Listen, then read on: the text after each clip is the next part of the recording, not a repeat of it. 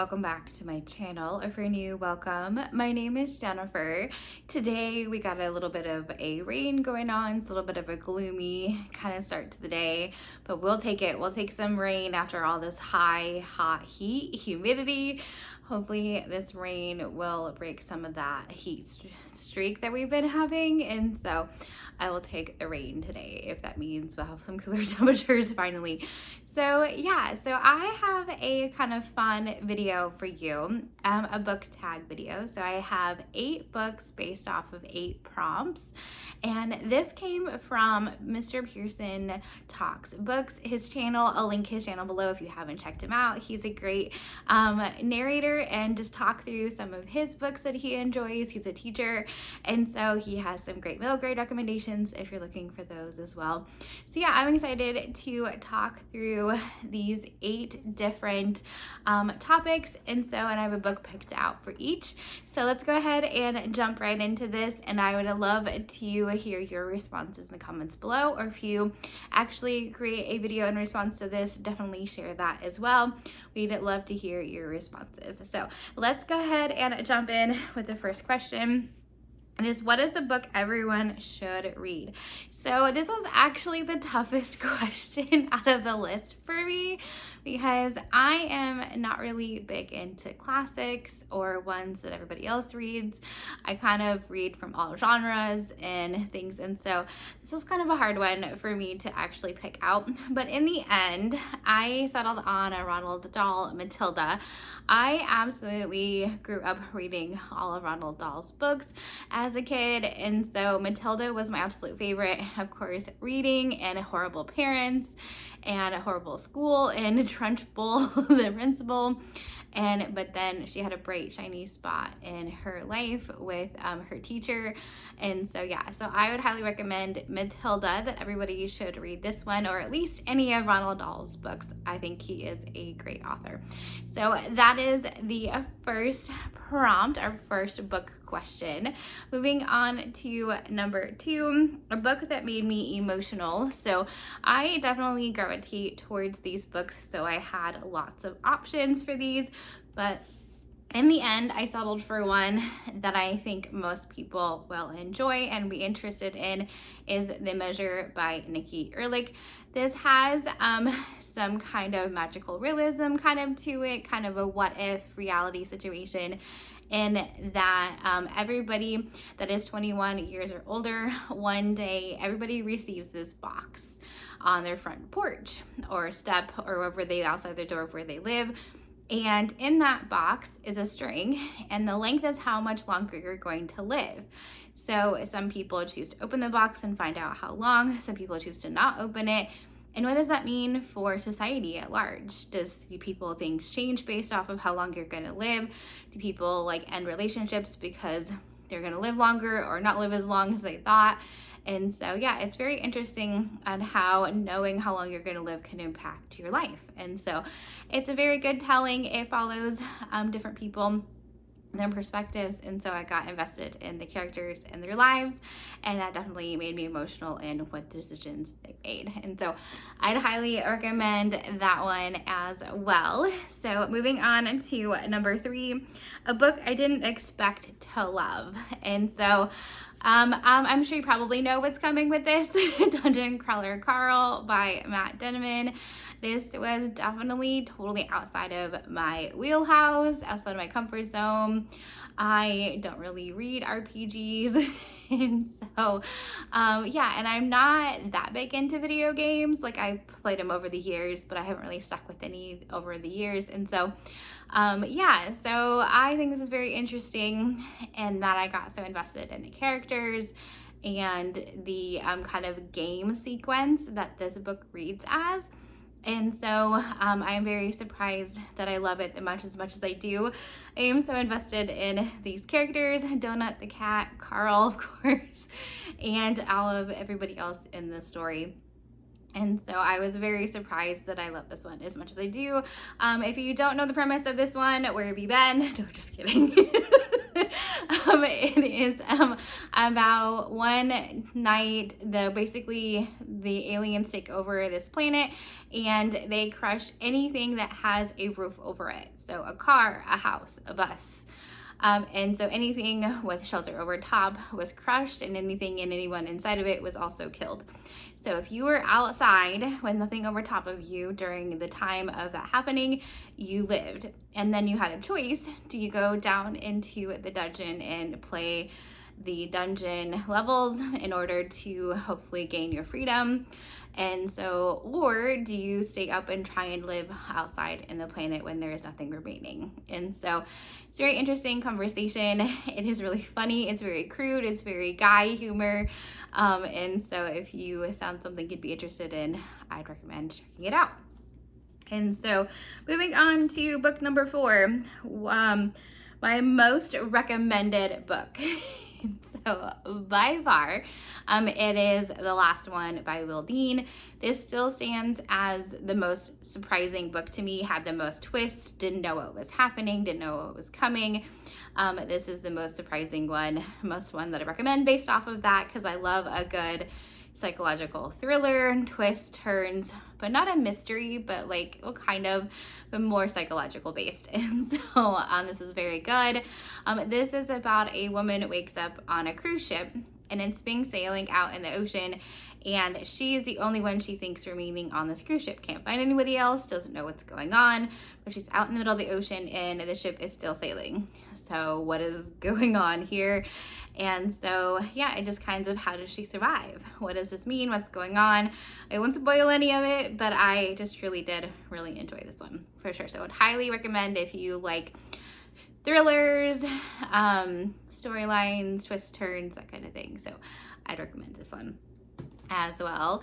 And so, yeah, moving on to then prompt number 5, an underrated hidden gem.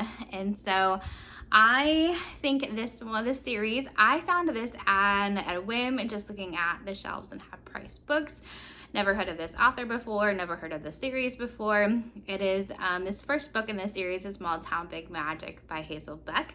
It is a witchy book about a group of friends and how they save their city and also basically the world in the process.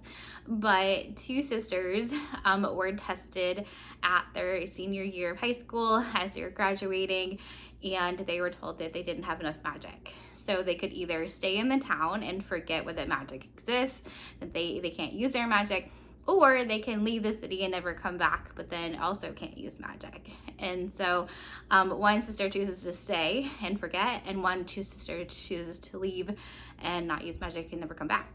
And so what does that mean? In saving the world and saving their town. And were they right? Were they wrong about having magic, not having magic? And so, yeah, it's a very good story. The first book follows the first sister, Emerson, and then the second book that I've read so far follows the other sister. And so I'm excited to get to book 3. There's currently 4 books out in this particular series if you're interested in checking it out. And then moving on to a book I couldn't put down. So I am finding that I am loving a cozy fantasy, which is interesting to me. I would have thought that would have been too slow paced, not enough going on. But I like the character study and the relationship building and the growth of the characters. And so this series has been my absolute favorite, in that the Spellshop series by Sarah Beth Durst. The Sea of Charms, the 3rd book companion in the series, just recently came out, and I'm excited to get to that one. And it doesn't hurt that the covers are all gorgeous. It's so pretty. And so I would highly recommend checking out this series by this author.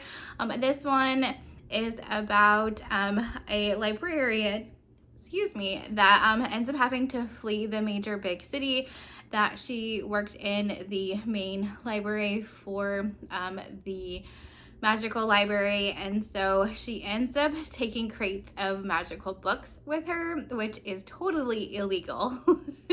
But then she goes to this island that she grew up as a little girl on, and so she goes back and she meets new friends, new characters. She ends up opening a spell shop in secret, and what everything happens along the way with that one. But yeah, I definitely loved this one. It was just a cozy fantasy, a little bit of magic thrown in there, not much. It's more about the relationships that she builds along the way.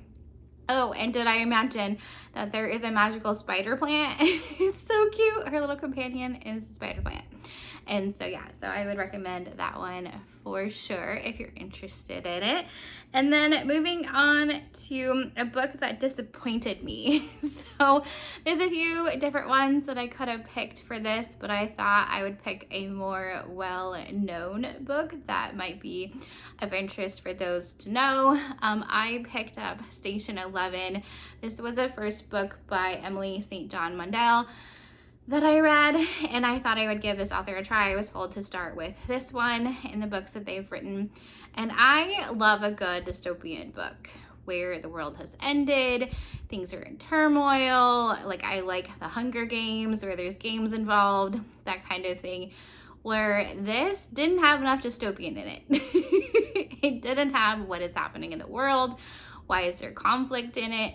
Like, this was a slow story. There was no mystery. There was no twist. I was expecting something more to this, but to me it was a very quiet book in that it was about following this traveling performance group and where different people they meet up along the way over many years, over the years of this now dystopian society. And so it was okay. Don't know, it was just not at all what I was expecting. I thought it'd be more thrilling and stuff, and so anyway, I just thought it was be more dystopian than what it was. And so if you're looking for something quieter, an introduction maybe to dystopian things, more of a character study, then maybe check this one out. But again, it was just okay for me. So if you like things like I do, Dungeon Crawler Carl is total opposite of this. I wouldn't recommend it, so you can skip that one. But anyway, just something to point out there. And then the last one I'll end on a high note. It's one book that I will not stop talking about. So I am going to do an Ella Marine Wiseman. Ever since I read The Lost Girls of Willowbrook, that was the first introduction to this author for me. I listened to it on audio, never heard of this author before. It was just a random pick off of the Libby Library audiobook app and listened to it, loved it. But I had to put in here in this series a bunch of institutional books, or at least one, talking about institutions, homes for unwed girls, something along those lines. And so in this place, the one that I have here with me that I have really enjoyed is What She Left Behind. It is dual timeline. It is in the past, set in the late 1920s, early 1930s, about a girl that is institutionalized, and then a girl that's in modern day and going through the artifacts and discovering what actually happened to the girl in the 1930s. And so, yeah, it's very good. I loved this story. It made me emotional, so it could have been for that prompt as well. And so I would highly recommend checking this one out. It is a historical fiction, which also I didn't have any else out there like that on the list. I'm very selective about what I like in historical fiction. There has to be kind of a dual timeline, I think, and some kind of twist, some kind of mystery, some like different turmoil involved, and it has to be well written. I think is also what I'm learning. And so if you have not picked up an Ellen Marie Wiseman or even this one specifically, I would recommend this one for sure. And so hopefully you enjoyed this book recommendation video, or what not to pick up in the last prompt case. But yeah, let me know down in the comments if you haven't read any of these or what you would recommend for these book prompts. I'd love to hear it. Hopefully if you liked this video, please give it a thumbs up. I would love to know that you liked it. Hopefully you guys have a great rest of your day. Bye.